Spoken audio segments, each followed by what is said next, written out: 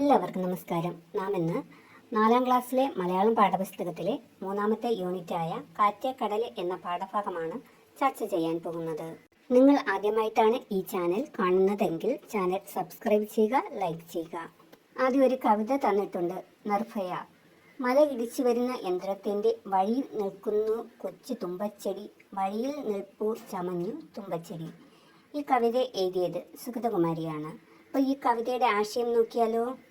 മനുഷ്യൻ തങ്ങളുടെ സുഖ സൗകര്യങ്ങൾക്കായി നശിപ്പിക്കുന്ന ലോലമായ പ്രകൃതിയുടെ നിസ്സഹായതയാണ് സുഗതകുമാരിയുടെ ഈ വരികളുടെ സാരം. വളരെ ചെറുതും ദുർബലവുമായ തുമ്പച്ചെടി മല ഇടിച്ചു വരുന്ന വലിയ യന്ത്രത്തിനു മുന്നിൽ പ്രതിരോധിക്കാൻ കഴിയാതെ നിഷ്കളങ്കയായി നിൽക്കുന്നു. ഒരുപാട് വേഗതയിലുള്ള വളർച്ചയെയും പ്രകൃതിയെ നശിപ്പിക്കുന്ന മനുഷ്യൻ്റെ പ്രവൃത്തിയെയുമാണ് യന്ത്രം സൂചിപ്പിക്കുന്നത്. തുമ്പച്ചെടി പ്രകൃതിയെയും അതിൻ്റെ സൗന്ദര്യത്തെയും പ്രതിനിധീകരിക്കുന്നു. വഴിയിൽ നിൽപ്പൂ ചമഞ്ഞു തുമ്പച്ചെടി എന്ന വരികൾ വരാനിരിക്കുന്ന നാശത്തെക്കുറിച്ച് ചിന്തിക്കാതെ പ്രകൃതി അണിഞ്ഞൊരുങ്ങി മനോഹരമായി നിൽക്കുന്നതിനെയാണ് സൂചിപ്പിക്കുന്നത്.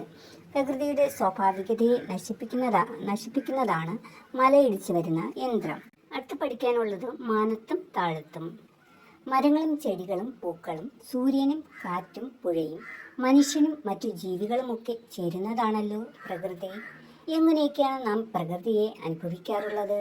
ഇവിടെ ഒരു കവിതയുണ്ട്, കാറ്റ് പറഞ്ഞത്. കണ്ണിൽ പെടാത്തൊരു കാറ്റേ, നിന്നെ കണ്ടു കിട്ടാനെന്തു മാർഗം. തൊട്ടടുത്തുണ്ടു ഞാൻ കുഞ്ഞേ, നിന്നെ തൊട്ടു തലോടുന്നുമുണ്ടേ. തൊട്ടിലില്ലാട്ടിയ കാലം തൊട്ടെറിഞ്ഞല്ലോ നീ എന്നെ. വീശിത്തരുന്നില്ലേ എന്നും നിന്നെ വീട്ടിനകത്തും പുറത്തും. ആലിനീലകളും മാവും മറ്റും ആടുമ്പോഴെന്നെ നീ കാണും. പിപ്പിയും ഓടക്കുഴലും മറ്റും പാടുമ്പോഴെന്നെ നീ കേൾക്കും. ആഴിത്തീരകൾക്കുമീതെ ഞാനൊന്നാടിക്കളിച്ചതിന് ശേഷം ഓടി നിന്നാവിലേക്കുപ്പായി വന്നു കൂടുമ്പോഴെന്നെ രുചിക്കും. സന്ധ്യയ്ക്ക് പൂക്കുന്ന പൂവിൽ നിന്നും ഗന്ധമായി ഞാൻ നിന്നിലെത്തും. കുഞ്ഞെ നിൻ ശ്വാസമായി എന്നും കൂടെ കൊണ്ടു നടക്കും നീ എന്നെ. കാറ്റ് പറഞ്ഞത് എന്ന കവിത ചുരുക്കി പറഞ്ഞാൽ, കണ്ടും കേട്ടും തൊട്ടും രുചിച്ചും മണത്തും കാറ്റിനെ എങ്ങനെ അറിയാമെന്ന് ലളിതവും മനോഹരമായി ഈ കവിതയിൽ അവതരിപ്പിക്കുന്നു. കാറ്റിനെക്കുറിച്ച് ഒരു കുട്ടിക്ക് ഉണ്ടാകുന്ന സംശയവും അതിന് കാറ്റ് നൽകുന്ന മറുപടിയുമാണ് ഈ ജിനൻ്റെ കാറ്റ് പറഞ്ഞത് എന്ന കവിതയിലുള്ളത്. കവിതയുടെ ആശയം നോക്കിയാലോ. കാറ്റിനെ കാണാൻ സാധിക്കാത്തത് കൊണ്ട് എനിക്ക് നിന്നെ എങ്ങനെ കാണാൻ സാധിക്കും എന്ന് കുട്ടി ചോദിക്കുമ്പോൾ തൻ്റെ സാന്നിധ്യം എങ്ങനെ എല്ലാമാണെന്ന് കാറ്റ് അറിയിക്കുന്നു. തൊട്ടിലാട്ടിയ കാലം തൊട്ടറിഞ്ഞല്ലോ നീ എന്നെ എന്ന വരിയിലൂടെ കുഞ്ഞ് ജനിച്ചപ്പോൾ മുതൽ കാറ്റിൻ്റെ സ്പർശം അനുഭവിക്കുന്നുണ്ടെന്ന് പറയുന്നു.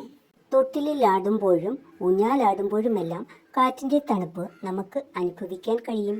വീടിനകത്തും പുറത്തും വീശിയും തഴുകിയും കാറ്റ് എപ്പോഴും നമ്മുടെ കൂടെയുണ്ടെന്നും കവിതയിൽ വ്യക്തമാക്കുന്നു. ആലിനിലകളും മാവും മറ്റും ആടുമ്പോഴെന്നെ നീ കാണും എന്ന വരികൾ നോക്കൂ. കാറ്റ് വീശുമ്പോൾ പ്രകൃതിയിൽ ഉണ്ടാകുന്ന മാറ്റങ്ങളിലൂടെ നമുക്ക് കാറ്റിനെ കാണാൻ സാധിക്കുന്നതിനെ കുറിച്ചാണ് കവി പറയുന്നത്. കാറ്റ് വീശുമ്പോൾ മരങ്ങളുടെ ഇലകൾ ആടും. ആ ഇലകളുടെ ചലനത്തിലൂടെ കാറ്റിൻ്റെ സാന്നിധ്യം നമുക്ക് മനസ്സിലാക്കാൻ കഴിയും. പീപ്പിയിലൂടെയും ഓടക്കുഴലിലൂടെയും കാറ്റ് കടന്നു പോകുമ്പോൾ സംഗീതം ഉണ്ടാകും. അങ്ങനെ കാറ്റിനെ കേൾക്കാനും നമുക്ക് കഴിയുന്നു. അതാണ് പീപ്പിയും ഓടക്കുഴലും മറ്റും പാടുമ്പോഴെന്നെ നീ കേൾക്കും എന്ന വരിയിൽ അവതരിപ്പിക്കുന്നത്. കടലിലൂടെ വീശുന്ന കാറ്റ് കടലിലെ ഉപ്പുരസം വഹിച്ചു കൊണ്ടുവരുന്നു. അത് നമ്മുടെ വായിൽ ഉപ്പുരസമായി അനുഭവപ്പെടുമ്പോൾ കാറ്റിനെ രുചിച്ചറിയാനും നമുക്ക് കഴിയുന്നു. ആഴിത്തിരകൾക്കുമീതെ ഞാനൊന്നോടിക്കളിച്ചതിന് ശേഷം ഓടി നിന്നാവിലേക്കുപ്പായി വന്നു കൂടുമ്പോഴെന്നെ രുചിക്കും എന്ന വരികളിൽ സൂചിപ്പിക്കുന്നത് ഇതാണ്. സന്ധ്യയ്ക്ക് പൂക്കുന്ന പൂവിൽ നിന്നും ഗന്ധമായി ഞാൻ നിന്നിലെത്തും എന്ന വരിയിൽ നിന്ന് ഗന്ധത്തിലൂടെയും കാറ്റിനെ അറിയാൻ സാധിക്കുന്നതിനെ കുറിച്ച് പറയുന്നു. പൂക്കളുടെ സുഗന്ധം വഹിച്ചു കൊണ്ടുവരുന്നത് കാറ്റാണ്. കാറ്റ് വീശുമ്പോഴാണ് പൂന്തോട്ടത്തിലെ സുഗന്ധം നമ്മുടെ അടുത്തേക്ക് ഒഴുകിയെത്തുന്നത്. കുഞ്ഞെ നിൻ ശ്വാസമായെന്നും കൂടെ കൊണ്ട് നടക്കും നീ എന്നെ എന്ന വരിയിലൂടെ കാറ്റ് നമ്മുടെ നിലനിൽപ്പും ജീവശ്വാസവുമാണെന്ന് സൂചിപ്പിക്കുന്നു. അടുത്ത ഈ കവിതയുമായി ബന്ധപ്പെട്ട് കുറച്ച് ചോദ്യങ്ങളുണ്ട്. അപ്പം നമുക്ക് ചോദ്യങ്ങൾ ഓരോന്നായിട്ട് നോക്കാം. ആദ്യത്തെ ചോദ്യം എന്താ? തന്നെ കാണാനുള്ള എന്തെല്ലാം വഴികളാണ് കാറ്റ് നിർദ്ദേശിക്കുന്നത് നോക്കിയാലോ? കാറ്റിനെ നേരിട്ട് കാണാൻ കഴിയില്ലെങ്കിലും അതിന്റെ സാന്നിധ്യം തിരിച്ചറിയാൻ പല വഴികളുമുണ്ട്. തൊട്ടിലിൽ വീശുമ്പോഴും കാറ്റിനെ തൊട്ടറിയാൻ നമുക്ക് കഴിയും. മരത്തിന്റെ ഇലകളും മറ്റും ആടുമ്പോൾ കാറ്റിന്റെ സാന്നിധ്യം കാണുന്നു. പീപ്പിയും ഓടക്കുഴലുമെല്ലാം ഊതുമ്പോൾ കാറ്റുണ്ടാകുന്ന സംഗീതം കേട്ടുകൊണ്ട് ആ കാറ്റിനെ അറിയുന്നു. കടലിലൂടെ വരുന്ന കാറ്റ് നാവിൽ ഉപ്പുരസമായി അനുഭവപ്പെടുമ്പോൾ രുചിയിലൂടെ കാറ്റിനെ അറിയുന്നു. പൂക്കളിലെ സുഗന്ധമായി ഗന്ധത്തിലൂടെയും കാറ്റിനെ അറിയുന്നു. കാറ്റ് നമ്മുടെ ജീവശ്വാസമായി എപ്പോഴും കൂടെയുണ്ട്. കാറ്റിനെ കാണാനുള്ള വഴികളായി നിർദ്ദേശിക്കുന്നത് ഇവയെല്ലാമാണ്. ഞങ്ങളഞ്ച് എന്ന കവിത ടീച്ചർ ചൊല്ലിത്തന്നല്ലോ.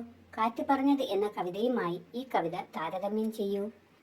സ്കൂളിലെ ടീച്ചർ ഞങ്ങളഞ്ച് എന്ന കവിത ചൊല്ലിത്തന്നാൽ കാറ്റ് പറഞ്ഞത് എന്ന കവിതയുമായി താരതമ്യം ചെയ്ത് നിങ്ങൾ എഴുതൂ. മൂന്നാമത്തെ ചോദ്യം നോക്കൂ. അക്ഷരങ്ങളുടെ ആവർത്തനം കൊണ്ട് കൂടുതൽ ഭംഗി തോന്നിക്കുന്ന ഭാഗങ്ങൾ കവിതയിൽ നിന്ന് കണ്ടെത്തൂ. ഇത്തരത്തിലുള്ള മറ്റു പ്രയോഗങ്ങൾ തയ്യാറാക്കി എഴുതൂ. കണ്ണിൽപ്പെടാത്തൊരു കാറ്റേ നിന്നെ കണ്ടുകിട്ടാനെന്തു മാർഗം. തൊട്ടടുത്തുണ്ട് ഞാൻ കുഞ്ഞേ നിന്നെ തൊട്ടു തലോടുന്നുമുണ്ടേ. തൊട്ടിലിലാട്ടിയ കാലം തൊട്ടേ തൊട്ടറിഞ്ഞല്ലോ നീ എന്നെ. വീശിത്തരുന്നില്ലേ ഇന്നും നിന്നെ വീട്ടിനകത്തും പുറത്തും. ആലിനിലകളും മാവും മറ്റും ആടുമ്പോഴെന്നെ നീ കാണും. പീപ്പിയും ഓടക്കുഴലും മറ്റും പാടുമ്പോഴെന്നെ നീ കേൾക്കും. നാലാമത്തെ ചോദ്യം നോക്കൂ. കാറ്റ് പറഞ്ഞത് എന്ന കവിത പരിചയപ്പെടുത്തുന്ന കുറിപ്പ് തയ്യാറാക്കൂ. ഈ ജിനൻ എഴുതിയ കുരുത്തോലക്കിളി എന്ന പുസ്തകത്തിലെ മനോഹരമായ ഒരു കവിതയാണ് കാറ്റ് പറഞ്ഞത്. കാറ്റിനെക്കുറിച്ച് ഒരു കൊച്ചു കുട്ടിക്ക് ഉണ്ടാകുന്ന കൗതുകകരമായ സംശയവും അതിന് കാറ്റു തന്നെ നൽകുന്ന മറുപടിയുമാണ് ഈ കവിതയുടെ പ്രധാന വിഷയം. കാറ്റ് തൻ്റെ സാന്നിധ്യം പഞ്ചേന്ദ്രിയങ്ങളിലൂടെ എങ്ങനെയാണ് അറിയിക്കുന്നത് എന്ന് ഈ കവിതയിൽ വിശദീകരിക്കുന്നു. കാറ്റ് പറഞ്ഞത് എന്ന ഈ കവിത കുട്ടികൾക്ക് പ്രകൃതിയെ കൂടുതൽ മനസ്സിലാക്കാനും ചുറ്റുമുള്ള ലോകത്തെ നിരീക്ഷണ ബുദ്ധിയോടെ സമീപിക്കാനും സഹായിക്കുന്നു. ലളിതമായ ഭാഷയും മനോഹരമായ ഭാവനയും ഈ കവിതയെ കൂടുതൽ ഹൃദ്യമാക്കുന്നു. അടുത്ത ചോദ്യം നോക്കൂ. കുട്ടി കാറ്റിനെ അനുഭവിക്കുന്നത് പോലെ നേരിട്ട് കാണാതെ നിങ്ങൾ ജീവിതത്തിൽ അനുഭവിക്കുന്ന മറ്റെന്തൊക്കെയുണ്ട്? കുട്ടി കാറ്റിനെ നേരിട്ട് കാണാതെ അനുഭവിക്കുന്നത് പോലെ ജീവിതത്തിൽ നേരിട്ട് കാണാൻ പറ്റാത്തതും എന്നാൽ അനുഭവിക്കാൻ കഴിയുന്നതുമായ കാര്യങ്ങളുമുണ്ട്. തണുപ്പ്, ചൂട്, സങ്കടം, സ്നേഹം, വിശ്വാസം, സന്തോഷം, ചിന്തകൾ, സമയം, വാക്ക്, സംഗീതം എന്നിവയെല്ലാം ഇതിൽ ഉൾപ്പെടുന്നു. ഇവയൊന്നും നമുക്ക് കാണാൻ കഴിയില്ലെങ്കിലും ജീവിതത്തിൽ പലതരത്തിൽ ഇവയെല്ലാം അനുഭവിക്കാൻ നമുക്ക് കഴിയുന്നുണ്ട്. കണ്ണിലൂടെ, മൂക്കിലൂടെ, നാവിലൂടെ അറിഞ്ഞും അനുഭവിച്ചും നാം പ്രകൃതിയെ ഉൾക്കൊള്ളുന്നു. തുടർച്ചയായ അനുഭവങ്ങളിലൂടെ ഭാവനയിൽ നിന്ന് പ്രകൃതിയെ വീണ്ടും ഉണ്ടാക്കിയെടുക്കുന്നു നാം. ഒരു പുഴ ജനിക്കുന്നത് നോക്കൂ. കുട്ടിയുടെ പുഴ.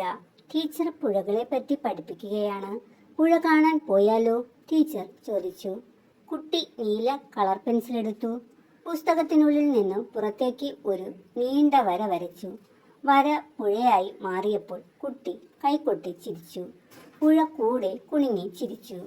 കുഞ്ഞു പുഴേ, നീ എങ്ങോട്ടാ? ഞാൻ കടലിലേക്കാ. പോരുന്നോ കൂടെ? പുഴയിലെ കടലാസ് തോണിയിൽ കയറിയിരുന്ന് അവൾ തുഴഞ്ഞു. മീനുകൾ ചാടിമറിഞ്ഞ് പുഴവെള്ളത്തിൽ മുങ്ങിപ്പൊങ്ങി കളിച്ചു. ഏയ്, നിങ്ങൾ ഒളിച്ചേ കണ്ടേ കളിക്കുകയാ? വേണ്ട കേട്ടോ, എനിക്ക് ഒളിക്കാൻ ഈ കുഞ്ഞു തോണിയിൽ സ്ഥലമില്ല. കുട്ടി ഇത്തിരി ഗൗരവത്തിലായി. കുഞ്ഞു മീനുകൾ ഒരുമിച്ച് കുട്ടിയുടെ തോണിക്കൊപ്പം കൂടി. ഹോ, നിങ്ങൾ എത്ര പേരാ ഒരുമിച്ച്? നല്ല രസമായിരിക്കുമല്ലേ ഇങ്ങനെ നീന്തി കളിക്കാൻ? എനിക്കും വരണമെന്നുണ്ട്. പക്ഷേ വെള്ളത്തിൽ മുങ്ങുമ്പോൾ എനിക്ക് ശ്വാസം മുട്ടില്ലേ? മാത്രവുമല്ല നീന്താനും അറിയില്ലല്ലോ. കൂട്ടുകാരിൽ ആർക്കൊക്കെ നീന്താൻ അറിയുമെന്ന് കുട്ടി ഓർക്കുമ്പോഴേക്കും കൂട്ടത്തിലൊരു മീനിനെ വെളുവെളുത്ത കൊത്തി വന്ന് റാഞ്ചിക്കൊണ്ടുപോയി. അയ്യോ പാവം മീൻ. കുട്ടി സങ്കടപ്പെട്ടു. ഒരു ഞണ്ട് തോണിയുടെ അടുത്തേക്ക് വന്നു. ഏയ് ചങ്ങാതി, നിൽക്ക്. നിനക്ക് എത്ര കാലുകളുണ്ട്? ഞാനൊന്ന് എണ്ണി നോക്കട്ടെ. ആഹാ, അപ്പോഴേക്ക് സ്ഥലം വിട്ടോ. ഇവിടെ എല്ലാവർക്കും വലിയ തിരക്കാണല്ലോ. കുട്ടി ചുറ്റും നോക്കി. ഇനി ആരുണ്ട്? ഇതെന്താ, കുഞ്ഞ് ആൽമരമോ? പുഴക്കരയോട് ചേർന്ന് വളരുന്ന കണ്ടൽക്കാടുകളെ കുട്ടി ആദ്യമായാണ് ഇത്ര അടുത്ത് കാണുന്നത്. വെള്ളപ്പൂക്കളണിഞ്ഞ് മഞ്ഞയും പച്ചയും ഇലകൾ നിറഞ്ഞ ചില്ലകളാട്ടി അവ കുട്ടിയെ സ്വീകരിച്ചു. കണ്ടൽ ചെടിയെ അവൾ അതിശയത്തോടെ തൊടാൻ നോക്കുമ്പോഴേക്കും തോണി മുമ്പോട്ട് നീങ്ങിക്കഴിഞ്ഞു. വാ, വേഗം പോവാം. തോണി തിരക്ക് കൂട്ടി. കടലിലെത്തുമ്പോഴേക്കും ഇനി എത്ര കൂട്ടുകാരെ കാണണം? ഇനിയും എന്തെല്ലാം കാഴ്ചകൾ കാണാൻ കിടക്കുന്നു? പുഴയൊഴുകുന്ന കളകള ശബ്ദം കേൾക്കാൻ കുട്ടി കാതു കുറിപ്പിച്ചു. നിം നിം നിം. അയ്യോ, ഇത്ര സമയമായോ? ഉച്ചഭക്ഷണത്തിനുള്ള ബെല്ലാണ്. പുഴയെ പുസ്തകത്തിൽ ഒളിപ്പിച്ചു വെച്ച് കുട്ടി ഉച്ചഭക്ഷണം കഴിക്കാൻ ഓടിപ്പോയി. ഈ കഥാഭാഗം എഴുതിയത് പ്രേമജ ഹരീന്ദ്രനാണ്. പാഠഭാഗവുമായി ബന്ധപ്പെട്ട് ചില ചോദ്യങ്ങൾ ഇവിടെ നൽകിയിട്ടുണ്ട്. അതിലെ ഒന്നാമത്തെ ചോദ്യം നോക്കൂ. പാഠഭാഗത്തെ ചിത്രം കഥയ്ക്ക് ചേർന്നതാണോ? വിശദമാക്കുക. പാഠഭാഗത്തെ ചിത്രങ്ങൾ കഥയ്ക്ക് വളരെ അനുയോജ്യമാണ്. ഓരോ ചിത്രവും കഥയിലെ പ്രധാന ആശയങ്ങളെ ദൃശ്യവൽക്കരിച്ചിരിക്കുന്നു. ചിത്രത്തിൽ കുട്ടി പുസ്തകത്തിൽ വരയ്ക്കുന്നതും ആ വരയിൽ നിന്ന് പുഴ ഒഴുകി വരുന്നതും കുട്ടി കടലാസ് തോണിയിൽ കയറി പുഴയിലൂടെ യാത്ര ചെയ്യുന്നതും കാണാം. ഭാവന ലോകത്തു കൂടിയുള്ള കുട്ടിയുടെ യാത്രയാണ് ഇവിടെ വിവരിക്കുന്നത്. കുട്ടിയുടെ കടലാസ് തോണിക്ക് ചുറ്റും മീനുകൾ ചാടിമറിയുന്നതും കാണാം. മീനുകൾ ചാടിമറിഞ്ഞ് പുഴവെള്ളത്തിൽ മുങ്ങിപ്പൊങ്ങി കളിച്ചു എന്ന ഭാഗവും കൂട്ടത്തിലൊരു മീനിനെ വെളുവെളുത്ത കൊത്തി വന്ന് റാഞ്ചിക്കൊണ്ടുപോയി അയ്യോ പാവം മീൻ എന്ന് കുട്ടി സങ്കടപ്പെടുന്ന ഭാഗവും കൊത്തിയും മീനുകളും തോണിയും ഉൾപ്പെടുന്ന ദൃശ്യങ്ങളിലൂടെ മനോഹരമായി വരച്ചു കാട്ടുന്നു. തോണിയുടെ അടുത്തേക്ക് വന്ന ഞണ്ടിനോട് ഏയ് ചങ്ങാതി നിൽക്ക്, നിനക്കെത്ര കാലുകളുണ്ട്? കുട്ടി ചോദിക്കുന്നതും പുഴക്കരയോട് ചേർന്ന് വളരുന്ന കണ്ടൽക്കാടുകളെ അടുത്ത് കാണുന്നതുമെല്ലാം മനോഹരമായി ചിത്രീകരിച്ചിരിക്കുന്നു. രണ്ടാമത്തെ ചോദ്യം നോക്കൂ. എനിക്ക് വിളിക്കാൻ ഈ കുഞ്ഞു തോണിയിൽ സ്ഥലമില്ല. ഈ വാക്യത്തെ എങ്ങനെയെല്ലാം മാറ്റി എഴുതാം നോക്കാം. ഒന്നാമത്തെ രീതി നോക്കൂ. ഈ കുഞ്ഞു തോണിയിൽ എനിക്ക് ഒളിക്കാൻ സ്ഥലമില്ല. രണ്ടാമത്തെ രീതി, എനിക്ക് ഈ കുഞ്ഞു തോണിയിൽ ഒളിക്കാൻ സ്ഥലമില്ല. മൂന്നാമത്തെ രീതി നോക്കൂ. എനിക്ക് സ്ഥലമില്ല ഈ കുഞ്ഞു തോണിയിൽ ഒളിക്കാൻ. മൂന്നാമത്തെ ചോദ്യം നോക്കൂ. കുട്ടിയുടെ ചിത്രം വരയാണല്ലോ കഥയായി മാറിയത്. ഇത്തരത്തിൽ നിങ്ങളുടെ അനുഭവത്തെ കഥയാക്കി മാറ്റാമോ? നാലാമത്തെ ചോദ്യം നോക്കൂ. ഡയറി എഴുത്തിലും മറ്റു ഉപയോഗിക്കുന്ന എന്തൊക്കെ പ്രയോഗങ്ങളും രീതികളും ഈ കഥയിൽ കണ്ടെത്താൻ കഴിയും? ഈ കഥ മുഴുവൻ ഒരു പെൺകുട്ടി കാണുന്നതും ചിന്തിക്കുന്നതുമായ കാര്യങ്ങളാണ്. ഞാൻ വരച്ചു, എനിക്ക് സ്ഥലമില്ല എന്നൊക്കെ കുട്ടി പറയുന്നത് അവളുടെ സ്വന്തം കാര്യങ്ങളാണ്. ഡയറിയിൽ ഞാൻ ഇന്ന് ഇത് ചെയ്തു, എനിക്ക് സന്തോഷമായി എന്നൊക്കെ നമ്മൾ എഴുതാറുണ്ടല്ലോ. കുട്ടിക്ക് സന്തോഷം വരുമ്പോൾ കൈകൊട്ടി ചിരിക്കുന്നതും മീനിനെ കൊത്തിപ്പിടിച്ചപ്പോൾ സങ്കടപ്പെടുന്നതുമെല്ലാം കഥയിൽ പറയുന്നുണ്ട്. ഇതുപോലെ ഡയറിയിലും നമ്മുടെ സന്തോഷവും സങ്കടവുമെല്ലാം എഴുതാറുണ്ട്. പുഴയിൽ മീനുകളെ കണ്ടത്, ഞണ്ടിനെ കണ്ടത്, കണ്ടൽക്കാടുകൾ കണ്ടത് തുടങ്ങി കുട്ടി ഒരു ദിവസം കണ്ടതും കേട്ടതും മനസ്സിനെ സ്പർശിച്ചതുമായ കാര്യങ്ങളെല്ലാം ഡയറിയിൽ എഴുതുന്നത് പോലെ പാഠഭാഗത്തിലും വിവരിച്ചിരിക്കുന്നു. അയ്യോ, ഇത്ര സമയമായോ? ഉച്ചഭക്ഷണത്തിനുള്ള ബെല്ലാണ് എന്ന് പറയുമ്പോൾ പെട്ടെന്ന് ഒരു കാര്യം ഓർമ്മ വരുന്നത് പോലെ സ്വാഭാവികമായ പ്രതികരണവും കാണാം. ഡയറിയിലും നമ്മൾ ഇതുപോലെ കാര്യങ്ങൾ ഓർമ്മിച്ചെടുത്ത് എഴുതാറുണ്ടല്ലോ. കുട്ടിയുടെ പുഴ എന്ന കഥയിൽ നോട്ട് പുസ്തകത്തിലെ വരയാണ് പുഴയായി മാറിയത്. എന്നാൽ ഈ കവിതയിൽ സംഭവിക്കുന്നത് നോക്കൂ. കറമ്പിപ്പയ്യെ ഈ ചെറു നെൽവിത്തിലൊരു കൊച്ചു പൈക്കുട്ടി ഉണ്ടതി, ഉച്ചയ്ക്കെല്ലാം നിശ്ചലമായി കിടന്നുറക്കം. തച്ചു വലിച്ചിഴച്ചാലും ഉണരുകില്ലയ്യോ പാവം, ഒച്ചയിട്ടു കരയാനും വശമില്ലല്ലോ. ഇതിൻ തള്ള മേയുന്നുണ്ടാം കടൽക്കരകളിലെങ്ങോ, കറമ്പിയാം അവൾക്കെന്തു കുറുമ്പാണെന്നോ. വിളിച്ചാൽ വരില്ല, മെല്ലെ തെളിച്ചാൽ വാലുമുയർത്തി കുതിച്ചോടി കുന്നിൻ മുകളിൽ കളിച്ചു നിൽക്കും. എങ്കിലും ഈ കുഞ്ഞുണർന്നു നിശബ്ദമായി അമറുമ്പോൾ എങ്ങു നിന്നോ കേൾക്കാം മുമ്പാ വിളികളാദ്യം. കനത്തൊരകിടുമായി കടന്നു വരും അതിൻ്റെ കിതപ്പാണി പ്രപഞ്ചത്തിൻ പ്രസക്ത താളം. ഇടശ്ശേരി ഗോവിന്ദൻ നായരുടെ ചെറു നെൽവിത്ത് എന്ന കവിതയിലെ ഭാഗമാണിത്. വളരെ ലളിതമായ വാക്കുകളിൽ വലിയ ആശയം പകർന്നു തരുന്നു കവി. ഒരു കൊച്ചു നെൽവിത്തിനെയാണ് കവിതയിൽ വർണ്ണിക്കുന്നത്. നെൽവിത്തിനെ കുഞ്ഞായും മഴമേഘത്തെ അമ്മയായും സങ്കല്പിച്ചാണ് ഈ കവിത. കവിതയുടെ ആശയം നോക്കിയാലോ. നെൽവിത്തിനെ കവി ഒരു കൊച്ചു പശുക്കുട്ടിയായി സങ്കല്പിച്ചിരിക്കുന്നു. ആ പശുക്കുട്ടി ഉച്ചനേരത്ത് അനങ്ങാതെ നിശബ്ദമായി ഉറങ്ങുകയാണ്. എത്ര തല്ലി ഉണർത്താൻ ശ്രമിച്ചാലും അത് ഉണരില്ല. കരയാനും അതിന് അറിയില്ല. നെൽവിത്ത് മണ്ണിൽ മുളയ്ക്കുന്നതും കാത്ത് നിശബ്ദമായി അനങ്ങാതെ കിടക്കുന്നതിനെ ഇത് സൂചിപ്പിക്കുന്നു. പുറമെ നിന്ന് നോക്കിയാൽ അതിൽ ഒരു ചലനവും കാണാൻ കഴിയില്ല. ഈ കൊച്ചു പശുക്കുട്ടിയുടെ അമ്മ പശു കടൽക്കരയിലോ മറ്റോ മേഞ്ഞു നടക്കുകയാണ്. കറമ്പിയായ അവൾക്ക് കുറച്ചു കുറുമ്പുണ്ടെന്നും വിളിച്ചാൽ വരില്ലെന്നും മെല്ലെ തെളിച്ചാൽ വാലുമുയർത്തി കുതിച്ചോടാൻ ഇഷ്ടമുള്ളവളാണെന്നും കവിതയിൽ പറയുന്നുണ്ട്. മഴമേഘമാണ് ഈ അമ്മ പശു. മഴമേഘത്തിന്റെ നിറം കറുപ്പാണ്. കാറ്റിന്റെ ഗതിയനുസരിച്ച് മഴമേഘം നീങ്ങിപ്പോകുന്നത് നമ്മൾ കാണാറുണ്ട്. മഴമേഘം കുന്നിൻ മുകളിലെത്തി മഴയായി പെയ്യും. ആ മഴത്തുള്ളിയാണ് വിത്തിനെ ഉണർത്തുന്നത്. പശുക്കുട്ടി അല്ലെങ്കിൽ നെൽവിത്ത് ഉണർന്ന് നിശബ്ദമായി അമറുമ്പോൾ തള്ളപ്പശു ഊമ്പാവിളികളുമായി എവിടെ നിന്നോ ഓടിയെത്തും എന്ന് പറയുന്നു. ഊമ്പാവിളികൾ എന്നത് മഴയ്ക്ക് മുമ്പുള്ള ഇടിയും മുഴക്കങ്ങളുമെല്ലാമാണ്. കനത്തൊര അകിടുമായി കടന്നു വരുമതിന്റെ കിതപ്പാണി പ്രപഞ്ചത്തിൻ പ്രസക്ത താളം എന്ന വരിയാണ് കവിതയുടെ കാതൽ. മഴയുടെ താളമാണ് ഈ പ്രപഞ്ചത്തിന്റെ ജീവിതതാളം. കനത്ത വേനലിൽ ഉറങ്ങിക്കിടക്കുന്ന വിത്തുകളെ, കരിഞ്ഞുണങ്ങിയ പുൽക്കൊടികളെ ഉണർത്തുന്നത് പുതുമഴയുടെ നനവാണ്. ഉണർന്നണിക്കുന്ന വിത്തിൽ നിന്ന് വലിയൊരു ജീവിതചക്രം ആരംഭിക്കുന്നു. ഒന്നാമത്തെ ചോദ്യം നോക്കൂ. കവിതയിൽ ഒരു കുഞ്ഞും അമ്മയും ഉണ്ടല്ലോ. ആരാണിവിടെ കുഞ്ഞ്, ആരാണ് അമ്മ? കവിതയിലെ കുഞ്ഞ് നെൽവിത്താണ്. കവിതയിലെ അമ്മ മഴമേഘമാണ്. രണ്ടാമത്തെ ചോദ്യം നോക്കൂ. കുഞ്ഞ് ഉറങ്ങിക്കിടക്കുകയാണെന്ന് പറയുന്നത് എന്തുകൊണ്ടാണ്? ഒരു കുഞ്ഞ് ഉറങ്ങിക്കിടക്കുമ്പോൾ അനക്കവും ഒച്ചയും ഉണ്ടാക്കില്ലല്ലോ. അതുപോലെയാണ് നെൽവിത്ത് മണ്ണിൽ കിടക്കുന്നത്. നെൽവിത്ത് വളരാൻ തുടങ്ങിയിട്ടില്ല. അതിനകത്ത് വളരാനുള്ള ശക്തിയുണ്ട്. ശരിയായ വെള്ളവും വെളിച്ചവും കിട്ടുമ്പോൾ നെൽവിത്തിൽ നിന്നും ചെടി വളർന്നു വരും. അത് വലിയ ചെടിയായി മാറും. വളർച്ചയുടെ ശരിയായ സമയം വരുന്നതുവരെ നെൽവിത്ത് മണ്ണിൽ ക്ഷമയോടെ കാത്തിരിക്കുന്നു. ഈ കാത്തിരിപ്പിനെയാണ് ഉറക്കമെന്ന് കവി മനോഹരമായി വർണ്ണിച്ചിരിക്കുന്നത്. ചോദ്യം 3. കടൽക്കരയിൽ മേയുന്ന കറമ്പിപ്പൈ അമ്മയെപ്പറ്റി കവി അങ്ങനെ പറയാൻ കാരണമെന്ത്? ഉത്തരം: കടലിൽ നിന്ന് ഉയരുന്ന നീരാവിയാണ് മഴ മേഘങ്ങളായി പല ദിക്കിലും മഴ പെയ്യിക്കുന്നത്. കടൽക്കരയിൽ മേയുന്ന കറമ്പിപ്പൈ എന്ന് മഴമേഘത്തെപ്പറ്റി കവി പറയുന്നതിന് കാരണം ഇതാണ്. ചോദ്യം 4 നോക്കൂ. എങ്ങു നിന്നോ കേൾക്കാം ഉമ്പാവിളികളാദ്യം. എന്താണ് ഉമ്പാവിളി? എന്തിനാണ് ഇങ്ങനെ വിളിക്കുന്നത്? ഉത്തരം നോക്കൂ. കവിതയിൽ നെൽവിത്തിനെ ഒരു കുഞ്ഞു പശുക്കുട്ടിയായിട്ടാണ് കവി സങ്കല്പിച്ചിട്ടുള്ളത്. അതുപോലെ നെൽവിത്തിന് ജീവൻ നൽകുന്ന മഴമേഘത്തെ അമ്മ പശുവായും സങ്കല്പിച്ചിരിക്കുന്നു. നെൽവിത്ത് മണ്ണിൽ നിന്ന് ഉണരുമ്പോൾ ഭക്ഷണത്തിനായി അമ്മയെ വിളിക്കുന്നതായി കവി സങ്കല്പിക്കുന്നു. നെൽവിത്ത് മുളയ്ക്കാൻ ഒരുങ്ങുമ്പോൾ അതിന് വെള്ളവും മറ്റു പോഷകങ്ങളും വേണം. വെള്ളത്തിനായി അത് നിശബ്ദമായി അമറുമ്പോൾ ആകാശത്തുകൂടി അലഞ്ഞു നടക്കുന്ന മഴമേഘം അല്ലെങ്കിൽ അമ്മ പശു അത് കേൾക്കുന്നു. കാറ്റിൻ്റെയും ഇടിയുടെയും അകമ്പടിയോടെ പുതുമഴ വന്നെത്തുന്നു. അതിനെയാണ് ഉമ്പ വിളികൾ എന്ന് കവി വിശേഷിപ്പിക്കുന്നത്. കനത്ത അകിടുമായി വന്നെത്തുന്ന അമ്മ പശു മഴമേഘം തന്നെയാണ്. നെൽവിത്ത് മുളയ്ക്കുമ്പോൾ വെള്ളവും പോഷകവും നൽകി പ്രകൃതി അതിനെ വളർത്തിയെടുക്കുന്നു. ഒരമ്മ കുഞ്ഞിനെ എന്ന പോലെ ഈ വരികൾ പ്രകൃതിയിലെ ജീവന്റെയും വളർച്ചയുടെയും താളത്തെ സൂചിപ്പിക്കുന്നു. ഒരു കുഞ്ഞ് അമ്മയിൽ നിന്ന് പാൽ കുടിച്ച് വളരുന്നത് പോലെ നെൽവിത്ത് ഭൂമിയിൽ നിന്ന് വെള്ളവും വളവും മറ്റു പോഷകങ്ങളും വലിച്ചെടുത്താണ് വളരുന്നത് എന്ന് ഈ വരികളിലൂടെ കവി സൂചിപ്പിക്കുന്നു.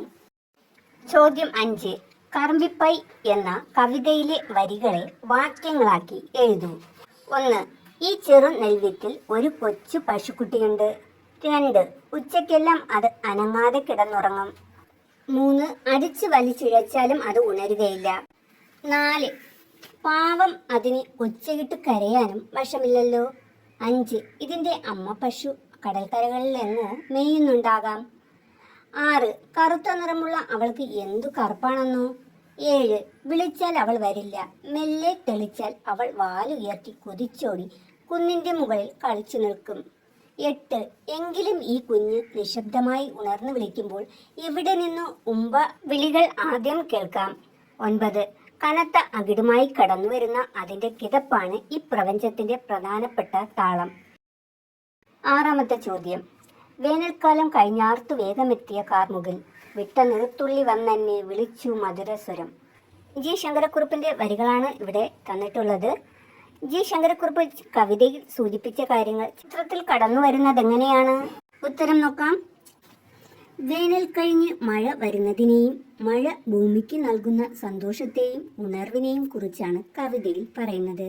ചിത്രത്തിൽ മഴത്തുള്ളികളെയും മഴ ലഭിക്കുമ്പോൾ മരങ്ങളിലും ചുറ്റുമുള്ള സസ്യങ്ങളിലും തളിരിലകൾ കിളിർക്കുന്നതിനെയും ഭൂമിയിൽ പുതുനാമ്പുകൾ മുളച്ചു വരുന്നതിനെയും ദൃശ്യവൽക്കരിച്ചിരിക്കുന്നു. ഇങ്ങനെ കവിതയിലെ ആശയം ചിത്രത്തിലും കടന്നു വരുന്നു. ചോദ്യം 7. എങ്കിലും ഇക്കുഞ്ഞുണർന്നു നിശബ്ദമായി അമറുമ്പോൾ എങ്ങു നിന്നോ കേൾക്കാം ഊമ്പ വിളികളാദ്യം.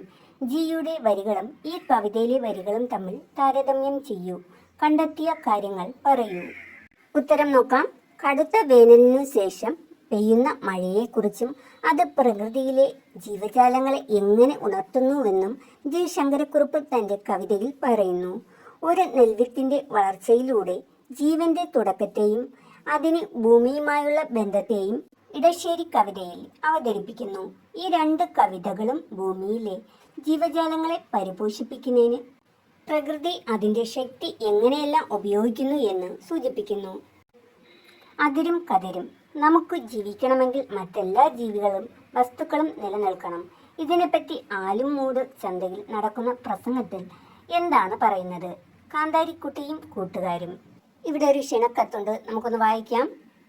ആദ്യം എഴുതിയിരിക്കുന്ന നോക്ക്, ആലുംമൂട് ഡേറ്റ് എഴുതിയിട്ടുണ്ട് അല്ലേ, വലത് സൈഡ്, 1/6/2025. അടുത്ത് നോക്കൂ. പ്രിയപ്പെട്ട കാന്താരിക്കുട്ടിക്ക്, നിനക്കും കൂട്ടുകാർക്കും സുഖമാണെന്ന് കരുതട്ടെ. ഒരു സന്തോഷ വർത്തമാനം നിന്നെ അറിയിക്കാനാണ് ഈ കത്ത് അയക്കുന്നത്. ഈ വരുന്ന ശനിയാഴ്ച നമ്മുടെ ആലുംമൂട് പച്ചക്കറി ചന്തയിൽ വെച്ച് അഖില ലോക പഴം പച്ചക്കറി സമ്മേളനം നടക്കും. വെളുപ്പിന് 5:30 മണിക്കാണ് സമ്മേളനം. നേരം വെളുത്താൽ മനുഷ്യരായ മനുഷ്യരൊക്കെ ചന്തയിലെത്തും. മുഴുവൻ പച്ചക്കറികളും വാങ്ങിക്കൊണ്ടു പോകും. അതുകൊണ്ടാണ് യോഗം വെളുപ്പിന് നടത്തുന്നത്. യോഗത്തിൽ നമ്മുടെ പച്ചക്കുപ്പായക്കാരൻ തണ്ണിമത്തൻ അധ്യക്ഷത വഹിക്കും. നിന്നോളം എരിവും വീര്യവും മറ്റാർക്കാണുള്ളത്? അതുകൊണ്ട് ശരിക്കും ഒരു തീപ്പൊരി പ്രസംഗം തന്നെ നീ നടത്തണം. പച്ചക്കറികളുടെ ഉറക്കം മാറ്റി അവരെ ഒന്ന് ഉണർത്താൻ നിനക്കേ കഴിയൂ. എല്ലാവർക്കും കാണാൻ വേണ്ടി വേണമെങ്കിൽ മേശപ്പുറത്ത് കയറി നിന്ന് പ്രസംഗിച്ചോളൂ. ഞാൻ നിന്നെ കാത്തിരിക്കും. വരാതിരിക്കരുത്. സ്നേഹാദരങ്ങളോടെ സ്വന്തം മത്തങ്ങ. സെക്രട്ടറി, അഖില ലോക പഴം പച്ചക്കറി സഭ. ഒന്നാമത്തെ ചോദ്യം നോക്കൂ. കത്തിലെ വിവരങ്ങൾ കാന്താരിമുളക് മറ്റു പച്ചക്കറികളോട് പറയുകയാണ്. അവൾ എന്തെല്ലാം പറഞ്ഞിട്ടുണ്ടാവും നോക്കാം. കൂട്ടുകാരെ, നമ്മുടെ പ്രിയപ്പെട്ട മത്തങ്ങ ചേട്ടൻ എനിക്കൊരു കത്തയച്ചിട്ടുണ്ട്. ഈ വരുന്ന ശനിയാഴ്ച നമ്മുടെ ആലുംമൂട് പച്ചക്കറി ചന്തയിൽ വെച്ച് ഒരു വലിയ പരിപാടി ഉണ്ട്.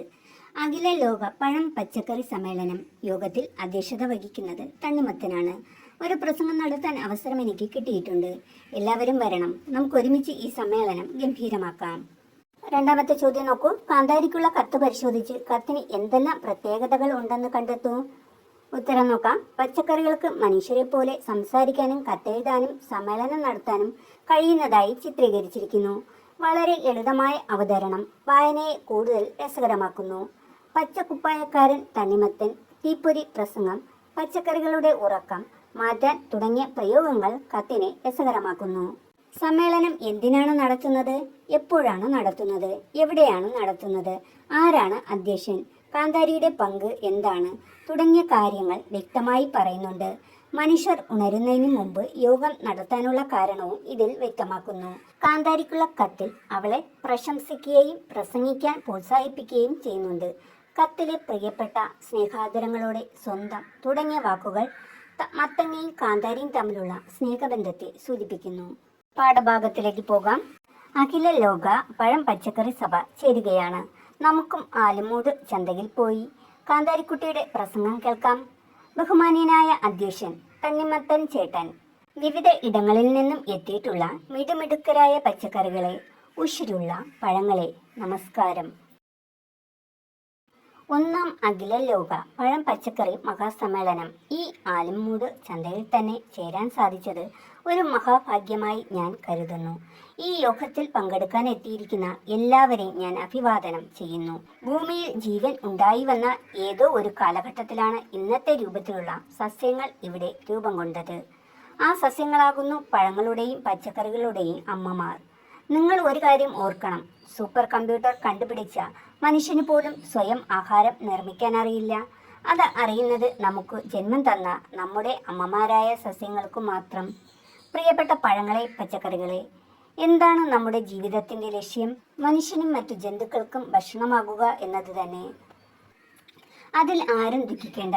ഇവിടെ ഈ ചന്തയിൽ കാത്തിരിക്കുന്ന നൂറുകണക്കിന് പഴങ്ങളും പച്ചക്കറികളും ഇന്നോ നാളെയോ മറ്റന്നാളോ ഏതെങ്കിലും മനുഷ്യന് ആഹാരമാകാൻ പോവുകയാണ്, അല്ലെങ്കിൽ മറ്റേതെങ്കിലും ജീവിയുടെ തീറ്റയാകാൻ പോവുകയാണ്. തണ്ണിമത്തൻ ചേട്ടൻ പറഞ്ഞത് ശരി തന്നെയാണ്. മറ്റുള്ളവർക്കായി ജീവിതം ഒഴിഞ്ഞുവെച്ച് കാത്തിരിക്കുന്നിടത്തോളം വലിയ ത്യാഗം മറ്റെന്താണ്? എൻ്റെ പ്രിയപ്പെട്ട തോഴരായ പഴങ്ങളെ, പച്ചക്കറികളെ, നിങ്ങൾ അഭിമാനം കൊണ്ട് വീർപ്പുമുട്ടുവിൻ, ആനന്ദിക്കുവിൻ. ഭൂമിയുടെ മുന്നോട്ടുള്ള പോക്കിന് മഹത്തായ സംഭാവന ചെയ്ത് ജീവൻ ത്യജിക്കുന്നവരായ നിങ്ങൾ ഓരോരുത്തരും പ്രകൃതി അമ്മയുടെ പ്രിയപ്പെട്ട സന്താനങ്ങളാണ്. ഞാൻ എരിവിൻ്റെ ആശാട്ടിയാണെന്നും കേമിയാണെന്നുമൊക്കെ ഇവിടെ മത്തങ്ങ ചേട്ടനും തണ്ണിമത്തൻ ചേട്ടനും പറഞ്ഞു. സംഗതി സത്യമായതിനാൽ ഞാനും അംഗീകരിക്കുന്നു. ആളൊരു കാന്താരിയാണ് എന്നൊരു ശൈലി തന്നെ മലയാളത്തിൽ ഉണ്ടായിട്ടുണ്ട്. പക്ഷേ ഒരു സത്യം ഈ മേശപ്പുറത്ത് നിന്ന് അത്യുച്ചത്തിൽ ഞാൻ പ്രഖ്യാപിക്കുന്നു. ഞാൻ മാത്രമല്ല കേമി അഥവാ കേമൻ. ലോകത്തുള്ള എല്ലാ പഴങ്ങൾക്കും പച്ചക്കറികൾക്കും സവിശേഷതകളുണ്ട്, ഗുണങ്ങളുണ്ട്. ആപ്പിളിനും മുന്തിരിക്കും മാത്രമല്ല പോഷക ഗുണമുള്ളത്, പപ്പായ പഴത്തിനും കമ്പിളി നാരങ്ങയ്ക്കുമുണ്ട്. ഈ ചന്തയിൽ വരാൻ പോലും പേടിച്ച് നമ്മുടെ ഗ്രാമങ്ങളിലെ പറമ്പുകളിൽ താനെ വളരുന്ന താളിനും തകരയ്ക്കുമുണ്ട് പോഷക ഗുണം. നിങ്ങൾ അഭിമാനത്തോടെ സ്വന്തം ഗുണങ്ങളെപ്പറ്റിയുള്ള പൂർണ്ണമായ വിശ്വാസത്തോടെ ഈ ചന്തയിൽ നിന്നു യാത്രയാകുവിൻ. പ്രിയപ്പെട്ടവരെ, നേരം വല്ലാതെ വെളുത്തു. ചന്തയിൽ അനേകം മനുഷ്യർ നമ്മെ വാങ്ങാനായി എത്തിക്കൊണ്ടിരിക്കുന്നു. അതിനാൽ ഈ പ്രസംഗം ഞാനിവിടെ അവസാനിപ്പിക്കുന്നു. എല്ലാവർക്കും നന്ദി, നമസ്കാരം. കാന്താരിക്കുട്ടിയും കൂട്ടുകാരും. എസ് ശിവദാസ്. ചോദ്യം 1. കാന്താരിയുടെ പ്രസംഗം ഉച്ചത്തിൽ വായിക്കൂ. ഒരു കഥയോ ലേഖനമോ വായിക്കുന്ന രീതിയും പ്രസംഗം വായിക്കുന്ന രീതിയും തമ്മിൽ എന്ത് വ്യത്യാസമാണ് ഉള്ളത്? ഉത്തരം നോക്കാം. കഥ വായിക്കുമ്പോൾ ഒരേ ഒരു താളവും ശബ്ദവും നിലനിർത്താൻ ശ്രമിക്കും. കാര്യങ്ങൾ വ്യക്തമായി മനസ്സിലാക്കുക എന്നതാണ് പ്രധാനം. വായിക്കുമ്പോൾ സാധാരണയായി ഭാവങ്ങൾ മുഖത്തോ ശരീരത്തിലോ അത്ര പ്രകടമാകില്ല. ശബ്ദത്തിലെ ഉയർച്ച താഴ്ചകൾ, ഊന്നലുകൾ എന്നിവയെല്ലാമാണ് പ്രസംഗത്തിന് ജീവൻ നൽകുന്നത്. പ്രസംഗിക്കുന്ന ആൾക്ക് ശരീരഭാഷ വളരെ പ്രധാനമാണ്. ആംഗ്യങ്ങൾ, മുഖഭാവങ്ങൾ, കണ്ണുകൾ കൊണ്ട് സദസ്സുമായി സംവദിക്കൽ എന്നിവയെല്ലാം പ്രസംഗകന് ആവശ്യമാണ്. രണ്ടാമത്തെ ക്വസ്റ്റ്യൻ. അന്യജീവനുദതി സ്വജീവിതം ധന്യമാക്കുമല്ലോ വിവേകികൾ. കുമാരനാശാന്റെ നളിനി എന്ന കൃതിയിലെ വരികളാണിത്. ഈ ആശയം ഉൾക്കൊള്ളുന്ന ഭാഗം കാന്താരിയുടെ പ്രസംഗത്തിലുണ്ട്. കണ്ടെത്തൂ. ഉത്തരം നോക്കാം. പ്രിയപ്പെട്ട പഴങ്ങളെ, പച്ചക്കറികളെ, എന്താണ് നമ്മുടെ ജീവിതത്തിന്റെ ലക്ഷ്യം? മനുഷ്യനും മറ്റു ജന്തുക്കൾക്കും ഭക്ഷണമാകുക എന്നത് തന്നെ. അതിൽ ആരും ദുഃഖിക്കേണ്ട. ഇവിടെ ഈ ചന്തയിൽ കാത്തിരിക്കുന്ന നൂറുകണക്കിന് പഴങ്ങളും പച്ചക്കറികളും ഇന്നോ നാളെയോ മറ്റന്നാളോ ഏതെങ്കിലും മനുഷ്യനെ ആഹാരമാകാൻ പോകുകയാണ്, അല്ലെങ്കിൽ മറ്റേതെങ്കിലും ജീവിയുടെ തീറ്റയാകാൻ പോകുകയാണ്. തണ്ണിമത്തൻ ചേട്ടൻ പറഞ്ഞത് ശരി തന്നെയാണ്. മറ്റുള്ളവർക്കായി ജീവിതം ഒഴിഞ്ഞുവെച്ച് കാത്തിരിക്കുന്നതിനോളം വലിയ ത്യാഗം മറ്റെന്താണ്? ഇതാണ് കവിതയിലെ വരികൾ ഉൾക്കൊള്ളുന്ന പ്രസംഗത്തിലെ ഭാഗം. മൂന്നാമത്തെ ചോദ്യം നോക്കാം. ആളൊരു കാന്താരിയാണ്. ഈ ശൈലി കൊണ്ട് എന്താണ് അർത്ഥമാക്കുന്നത്? ഉത്തരം. ഒരാൾ വളരെ ചുറുചുറുക്കുള്ള, തൻ്റെടമുള്ള, അല്ലെങ്കിൽ അല്പം കുസൃതിയോട് കൂടിയ വ്യക്തിയാണ് എന്നാണ് ആളൊരു കാന്താരിയാണ് എന്ന ശൈലി കൊണ്ട് അർത്ഥമാക്കുന്നത്. നാലാമത്തെ ചോദ്യം നോക്കാം. കാന്താരിക്കുട്ടി പറയുന്നത് പഴങ്ങളുടെയും പച്ചക്കറികളുടെയും കാര്യം മാത്രമാണോ? ചർച്ച ചെയ്ത് എഴുതൂ. ചർച്ചയിൽ വരേണ്ട ചില പ്രധാന സൂചനകൾ.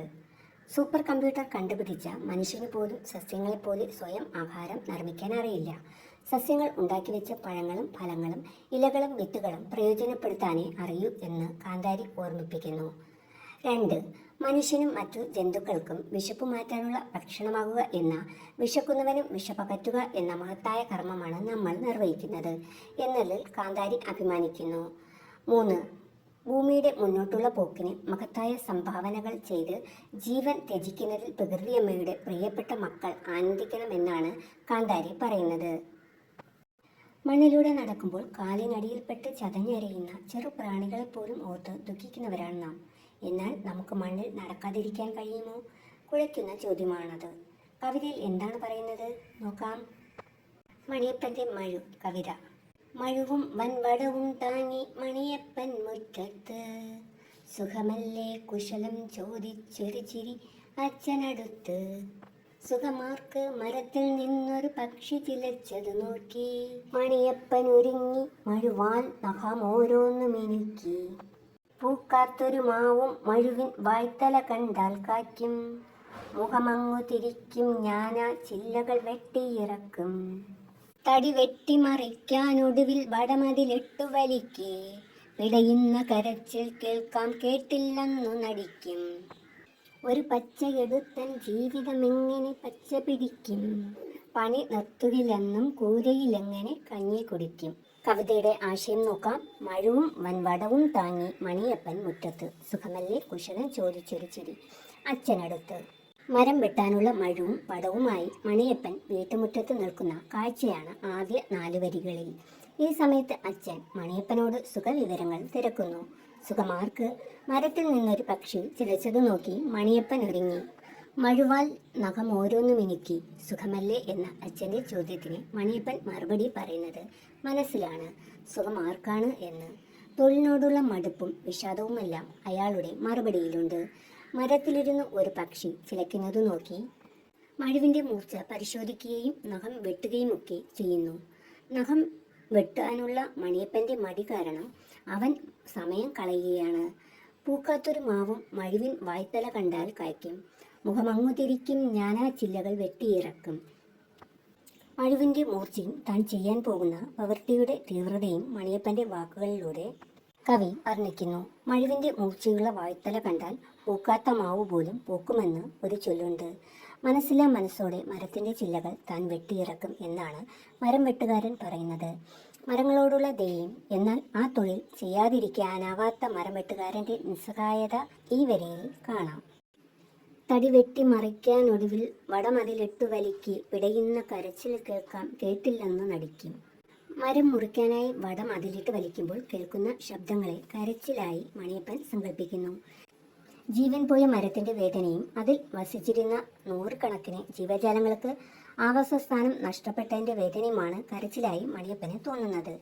ഇത് മരങ്ങളോട് അവനുള്ള അടുപ്പത്തെയും തൻ്റെ പ്രവൃത്തി അവയ്ക്ക് എത്രമാത്രം വേദന ഉണ്ടാക്കുന്നു എന്നുള്ള തിരിച്ചറിവിനെയും സൂചിപ്പിക്കുന്നു. എന്നാൽ ഈ വേദന കേട്ടില്ലെന്ന് നടിക്കാൻ അവൻ നിർബന്ധിതനാകുന്നു. ഒരു പച്ചയെടുത്തൻ ജീവിതമെങ്ങനെ പച്ച പിടിക്കും, പണി നിർത്തുകയില്ലെന്നും കൂരയിലെങ്ങനെ കഞ്ഞി കുടിക്കും. ഈ അവസാന വരികളിൽ മണിയപ്പൻ്റെ ദുരവസ്ഥയുടെ ആഴം വെളിവാക്കുന്നു. മരങ്ങൾ വെട്ടി നശിപ്പിച്ച തൻ്റെ ജീവിതം എങ്ങനെയാണ് മെച്ചപ്പെടുത്തുക എന്നവൻ ചോദിക്കുന്നു. മരം വെട്ട് നിർത്തിയാൽ എങ്ങനെ കഞ്ഞി കുടിച്ച് ജീവിക്കും എന്ന ചോദ്യവും ഇതോടൊപ്പമുണ്ട്. പ്രകൃതിയെ ചൂഷണം ചെയ്യേണ്ടി വരുന്നതിലുള്ള അവൻ്റെ അവസ്ഥയും ദുഃഖവുമാണ് ഇവിടെ സൂചിപ്പിക്കുന്നത്. പാഠഭാഗത്ത് തന്നിട്ടുള്ള 1ാമത്തെ ക്വസ്റ്റ്യൻ നോക്കൂ. കവിത താളമിട്ട് ചൊല്ലൂ. കൂട്ടുകാർ പല ഗ്രൂപ്പുകളായി തിരിഞ്ഞ് വ്യത്യസ്ത താളത്തിൽ കവിത ചൊല്ലി നോക്കണേ. 2ാമത്തെ ചോദ്യം നോക്കൂ. പൂക്കാത്തൊരു മാവും മഴുവിൻ വായ്ത്തല കണ്ടാൽ കായ്ക്കും. എന്താണ് ഇതിനർത്ഥം? ഉത്തരം നോക്കാം. പൂക്കാത്ത മാവ് സാധാരണയായി കായ്ക്കുകയില്ല. എന്നാൽ മഴുവിൻ്റെ മൂർച്ചയുള്ള വായ്ത്തല കണ്ടാൽ ഭയം കാരണം ആ മാവ് കായ്ക്കുമെന്ന് പഴമക്കാർ പറയാറുണ്ട്. മരം വെട്ടുകാരൻ മഴു ഓങ്ങുമ്പോൾ മരങ്ങൾ പോലും ഭയന്ന് വഴങ്ങുമെന്ന ഒരു ഭാവനയാണിത്. 3ാമത്തെ ചോദ്യം നോക്കൂ. പിടയുന്ന കരച്ചിൽ കേൾക്കാം ആരുടെയെല്ലാം. ഉത്തരം. മണിയപ്പൻ മരം വെട്ടുമ്പോൾ മരങ്ങൾക്ക് ജീവനുണ്ടെന്നും അവ വേദനിക്കുന്നുണ്ടെന്നും കവി സങ്കല്പിക്കുന്നു. ആഴത്തിൽ വേരൂന്നി നിൽക്കുന്ന മരങ്ങൾ മറിഞ്ഞു വീഴുമ്പോൾ ഉണ്ടാകുന്ന ശബ്ദത്തെ പിടയുന്ന കരച്ചിലായി കവി ഇവിടെ ചിത്രീകരിച്ചിരിക്കുന്നു. മരത്തിൽ കൂടൊരുക്കി താമസിക്കുന്ന നൂറുകണക്കിന് ജീവജാലങ്ങളുടെ ഉച്ചത്തിലുള്ളതും നിശബ്ദവുമായ കരച്ചിലും കവി ഇവിടെ അർത്ഥമാക്കുന്നുണ്ടാവാം. ചോദ്യം 4. ഒരു പച്ചയെടുത്തൻ ജീവിതമെങ്ങനെ പച്ചപിടിക്കും? പച്ചയെടുക്കുക, പച്ചപിടിക്കുക ഈ പ്രയോഗങ്ങൾ തമ്മിലുള്ള വ്യത്യാസം കണ്ടെത്താമോ? ഉത്തരം. കവിതയിൽ പച്ചയെടുക്കുക എന്നതുകൊണ്ട് അർത്ഥമാക്കുന്നത് ഒരു പച്ചമരം മുറിക്കുക അല്ലെങ്കിൽ പ്രകൃതിയുടെ പച്ചപ്പിനെ അപകരിക്കുക എന്നാണ്. ഇവിടെ പച്ച എന്നത് മരങ്ങളെയും സസ്യങ്ങളെയും സൂചിപ്പിക്കുന്നു. പച്ച പിടിക്കുക എന്നത് ഒരു ശൈലിയാണ്. ഇതിനർത്ഥം ജീവിതത്തിൽ അഭിവൃദ്ധിപ്പെടുക, സാമ്പത്തികമായി മെച്ചപ്പെടുക, കഷ്ടപ്പാടുകളിൽ നിന്ന് കരകയറി നല്ല അവസ്ഥയിൽ എത്തുക എന്നൊക്കെയാണ്. ചോദ്യം 5. ഒരു വാക്കിന് ഒന്നിലധികം അർത്ഥം വരുന്ന മറ്റു സന്ദർഭങ്ങൾ കണ്ടെത്തൂ. കറുത്ത കരങ്ങൾ, പൊളിച്ചെടുക്കുക, കണ്ണു തുറക്കുക, അടിച്ചു പൊളിക്കുക, വട്ടം കറങ്ങുക, വലയിൽ വീഴുക, നിറമങ്ങുക, കല്ലെറിയുക, തട്ടിക്കളിക്കുക. അടുത്ത ഭാഗം നോക്കൂ. പ്രകൃതിയിൽ നമ്മുടെ ആവശ്യങ്ങൾക്കുള്ളതെല്ലാമുണ്ട്. എന്നാൽ നമ്മുടെ ആർത്തി ശമിപ്പിക്കാൻ പ്രകൃതിക്കാവില്ല. ലാഭത്തിനു വേണ്ടി ചിലർ പ്രകൃതിയിൽ ഉള്ളതെല്ലാം ഊറ്റിയെടുക്കുന്നു. പ്രകൃതിയോട് ഇണങ്ങി ജീവിക്കുന്നവർ നമ്മെ ഓർമ്മിപ്പിക്കുന്നത് എന്താണ്? ചോദ്യം 1. തോട്ടിൽ വിഷം കലക്കിയപ്പോൾ എന്തെല്ലാമാണ് ചത്തുപൊങ്ങിയത്? കല്ലുമുട്ടി, ആരൽ, വരാൽ, പള്ളത്ത്, വാള, മുഷി, കോല, മുതുക്കില, മുള്ളി ഇവയെല്ലാമാണ് തോട്ടിൽ വിഷം കലക്കിയപ്പോൾ ചത്തുപൊങ്ങിയത്.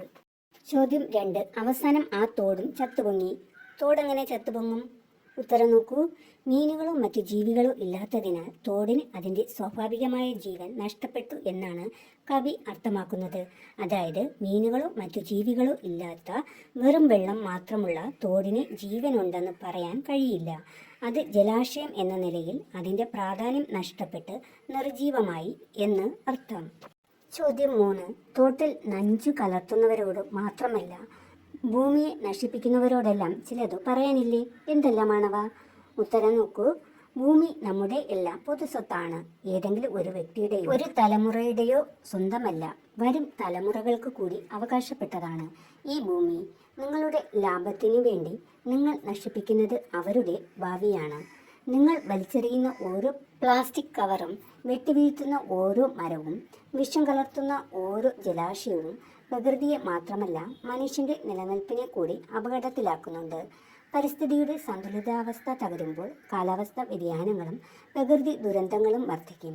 പ്രകൃതിയെ സംരക്ഷിക്കുന്നത് കേവലം നിയമങ്ങളിലൂടെ മാത്രം സാധ്യമല്ല, മറിച്ച് ഓരോ വ്യക്തിയുടെയും മനസ്സിൽ പ്രകൃതിയോടുള്ള സ്നേഹവും ബഹുമാനവും ഉണ്ടാകുമ്പോഴാണ് അത് പൂർണ്ണമാകുക.